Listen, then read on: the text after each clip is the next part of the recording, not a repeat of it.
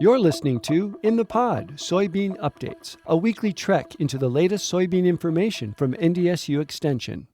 Where do soybean varieties and seed come from? Some soybeans are created specifically for the North Dakota climate and its soil types.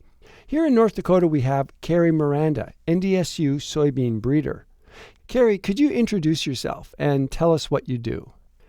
Yeah, absolutely. And thank you for having me on today as well. My name is Carrie Miranda. I am an assistant professor at NDSU. My research focuses on plant breeding and genetics, and specifically, I am the public soybean breeder for North Dakota. What exactly does a soybean breeder do? A soybean breeder is essentially an applied geneticist, and we take knowledge that other researchers have gained about soybean and then add them to ideally a high-yielding soybean variety that will end up as an end product for farmers to grow in their fields. That is specifically what I was hired for, is to listen to the needs of North Dakota farmers and then create improved soybean varieties that they can grow. You can actually buy NDSU brand soybean at your local seed dealer. Carrie, what kind of projects do you work on that improve soybean production for North Dakota farmers? As a breeder, like I said, I'm here to work for North Dakota farmers. And so I get the ideas for my projects directly from farmers, either through the North Dakota Soybean Council, who I work with very closely, through field days as well, talking to farmers and hearing what their needs are. I am also funded through the North Dakota Soybean Council, so my work is checkoff work. I take that very seriously. Some of the needs that I have been asked to work on, of course, is yield, right? North Dakota could definitely do a little bit better when it comes to soybean yields compared to other Midwestern states. And then more specifically, for the Red River Valley, iron deficiency chlorosis is a pretty chronic problem.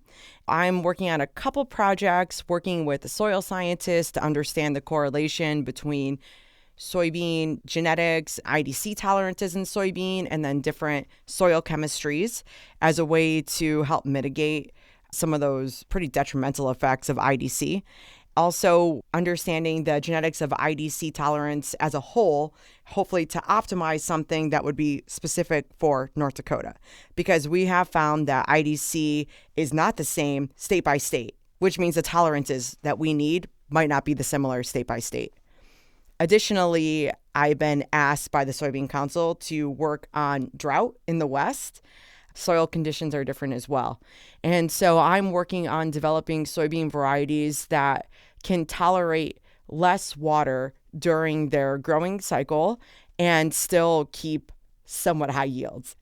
And then one of my pet projects that is near and dear to my heart is really learning how to optimize season length of soybean, right? We know that we have risks of late frost, early frost, and so we have a reduced season length. And historically, if you reduce your season length, you have a negative effect on yield. However, I think it should be possible to control my season length, but yet still maintain high yields. And that's the projects I'm most interested in. Carrie, any final thoughts or any type of news? Yeah, definitely. So, I can work on creating fantastic soybean varieties all that I want, but let's be real, the market really needs herbicide resistance, right? I could have a super high yielding variety, but if it's conventional, there's not much of a place for it. I am working avidly with companies like Corteva and BASF to acquire licenses to different herbicide traits, and one that we recently have gotten is the Liberty trait. Liberty is really useful for the kochia problem that we have in this state. And so we look forward to that coming out in the next couple of years, because it does take several years of testing and breeding before we have something that we can bring to market. But of course, we're always working on acquiring the newest and greatest herbicide traits too. And so I want to make it well known that I am avidly working on the products that North Dakota farmers need to optimize their soybean production.